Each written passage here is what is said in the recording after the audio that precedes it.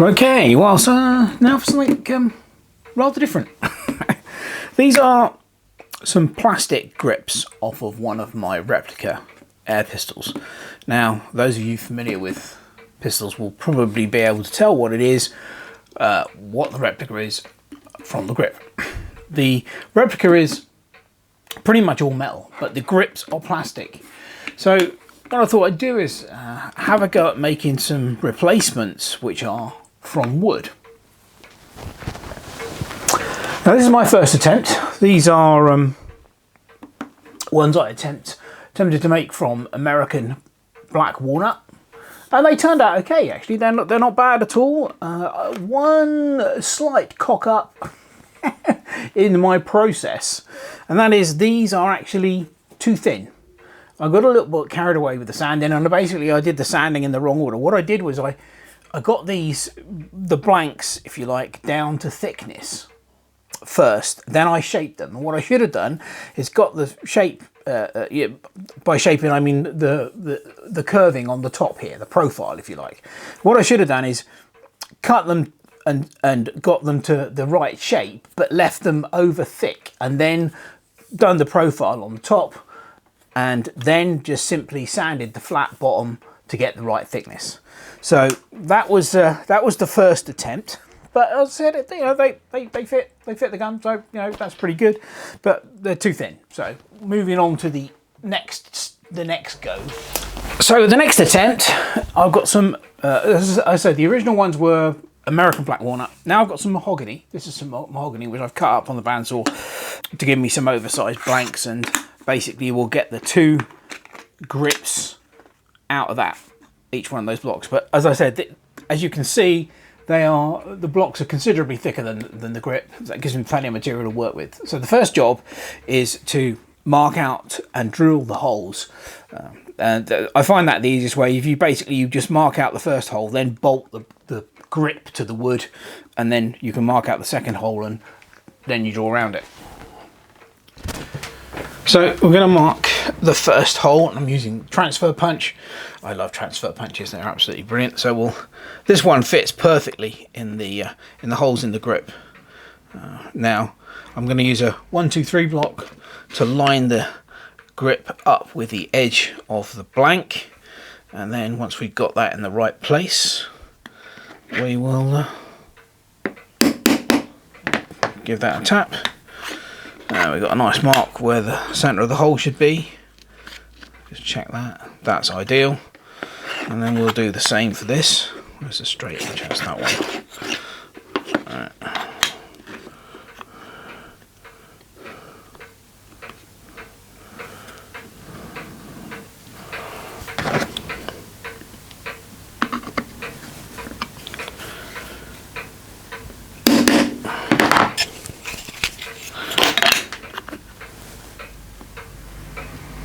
Check that. Right, I'll drill those out now. Now I'm going to use a spotting drill to start this hole.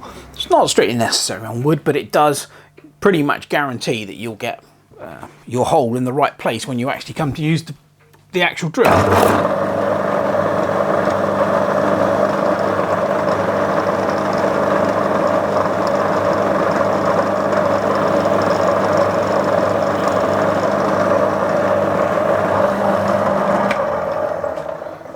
I'll swap that out for the actual 5mm drill bit we're going to use. Okay, we've got the 5mm drill bit in the drill press.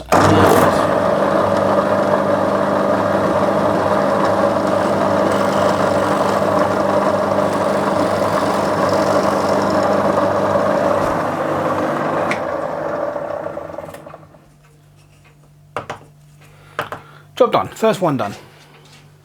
To drill out the second hole, I've got a bolt through the grip and through the block, holding it in place so that the second hole will hopefully line up perfectly. So we'll do that now, and just get this lined up. There we go.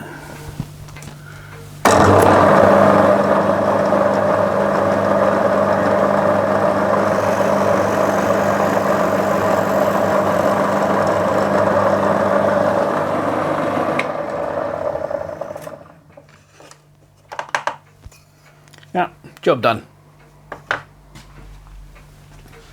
I'll just do the same for the other one.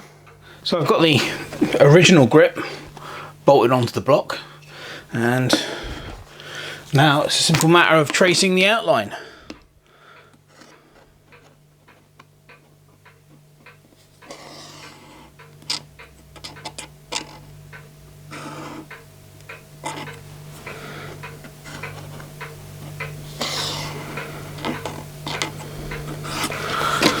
Like that, dead easy. I think I did these up very tight. Oh, that one I obviously did.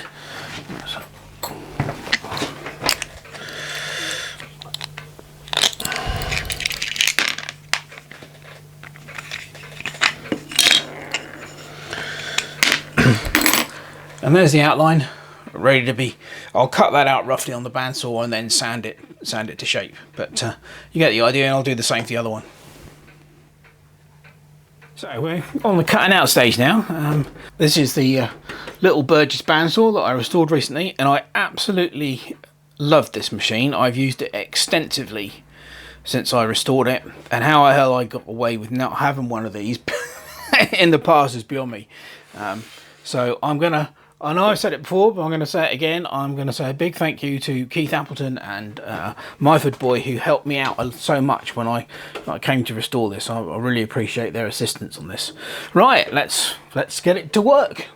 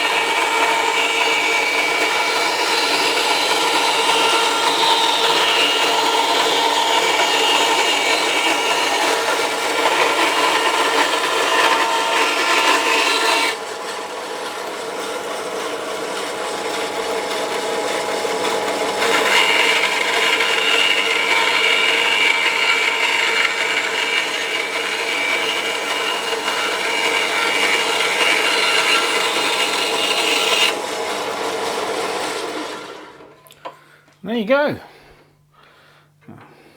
It does cut very nice curves, actually. I mean, despite the fact that I've got, you know, the 3/8 larger blade on there, it does a superb job. This is a bloody brilliant bit of kit, this. So I'll do the other one, and then it'll be sanding to shape then.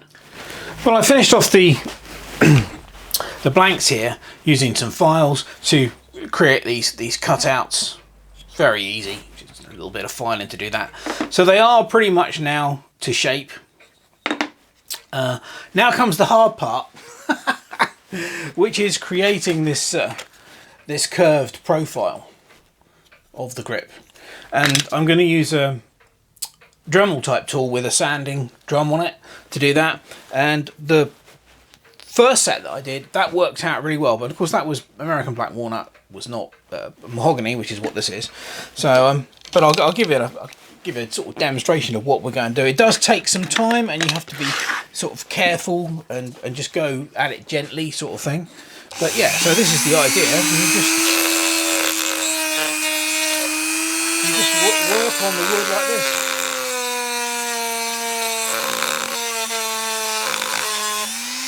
Until you get the right profile.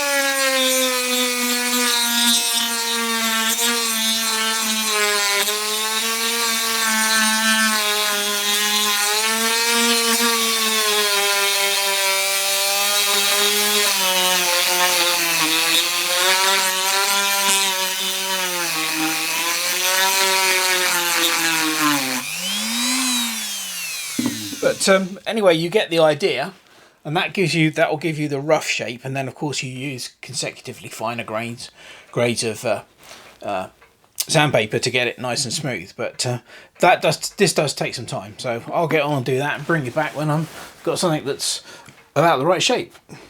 So after some considerable amount of work with the little drum sander, what you end up with is hopefully something that looks a bit like that. So we've got roughly the right profile. Obviously these are still way too thick at the moment, but you can take the thickness down by simply laying these flat on the belt sander, because the back is flat. It has some cutouts in it, but it is basically flat, so that's how we get the thickness down.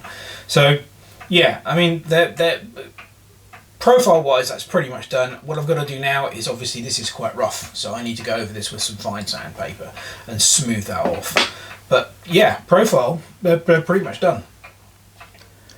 Each one of the holes in the grip has a very slight counterbore on it. I think you can probably see that quite clearly, which I've obviously got to do into my grips. It's so that the screws that hold the grips onto the handle of the pistol don't stick proud. Now I've got a, let's close in on that. I've got a 5mm counterbore bit in the drill, and we're just going to very lightly counterbore them. I'm not going to go down very deep or anything. It's only very slight.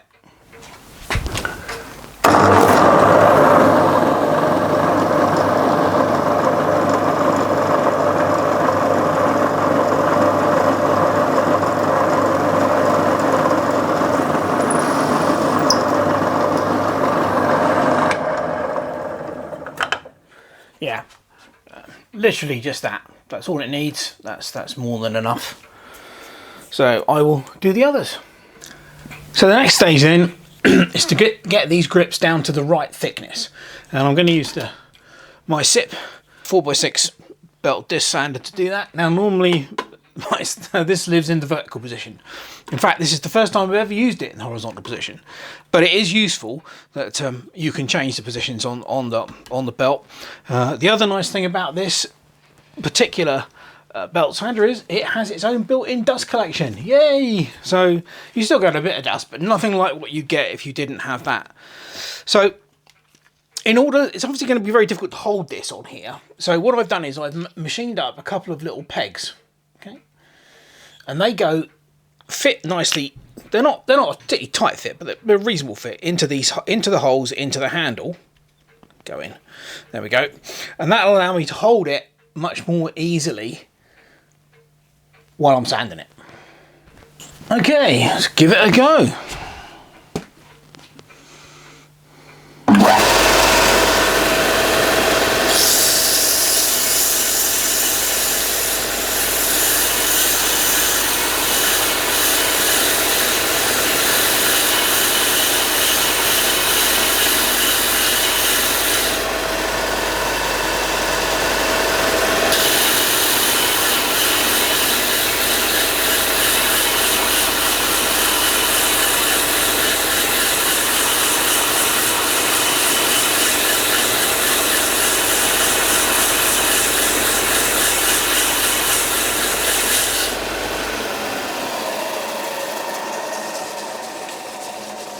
Well, that actually makes quite short work of reducing the thickness. So we're not quite there yet. I'm going to measure this, but you get quite a nice even flattening on that. So I'll continue with this, and I'll bring you back when we're done. Well, the belt sander made short work of that, and I've actually made them slightly thicker than the original grips because I just feel this feels nicer to me. So what we've got to do now is I've got to put these 45-degree chamfers on the end, and I'll do that on the disc sander. That's really easy to do. And there is on this one, nope, I got it wrong. On this one, there is a cutout in the top which I've got to file into. That's just to miss part of the metal work on the frame. And then I think we're pretty much done, and we'll be ready for the finishing oil. Well, time for the obligatory test fitting of the grips, and a Blue Peter badge to anyone who guessed that the grips were for a 1911 semi-auto pistol. Now, this particular one is badged Remington. In no uncertain terms, they just want to make sure you definitely realise that it's a Remington. It isn't actually made by Remington, it's made by a Taiwanese company called KWC, but Remington are happy enough to put their name on it. Anyway, the grips are a good fit. I'm quite pleased with how they've turned out, as you can see. I did a little bit of adjustment. My counterbores weren't quite deep enough for the screws, and one of the grips, which is, I think it's, where are we? Yeah, this one on this side is still a little bit too thick. So I'm going to thin that down a bit using the belt sander again. Just take a smidge off. But no, I think that once that is done, they will be ready for some finishing oil. Now, according to all the videos that I've watched on YouTube with regard to making wooden grips for pistols, the preferred finishing is tung oil. Well, I have some tung oil, but I've never used it before, and I actually like ordinary finishing oil. It should protect the wood, and it makes mahogany particularly look gorgeous. And I've used it on mahogany many times, and I'm really pleased with the finish. Now, normally I would brush it on, and you let it soak in for about 10-15 minutes, then you wipe off any excess, wait for 5 hours, and repeat the process. But the first coat is always the most important because the wood really soaks it up. The very first coat, the wood soaks it up. Well, because these grips are nice and small, I can actually put them in a bath of it and leave them in there for about 10-15 minutes, which will allow them to absorb the oil to its, a maximum amount. So that's what we're going to do. So we've got some in this little pot here. I'll just pop those in. I'll get a bit of wood to push that down with. And there we go, that'll do. And as you can see, they immediately change colour. The oil brings out the darkness of the wood. I'll close in on that so you can see better. There you go.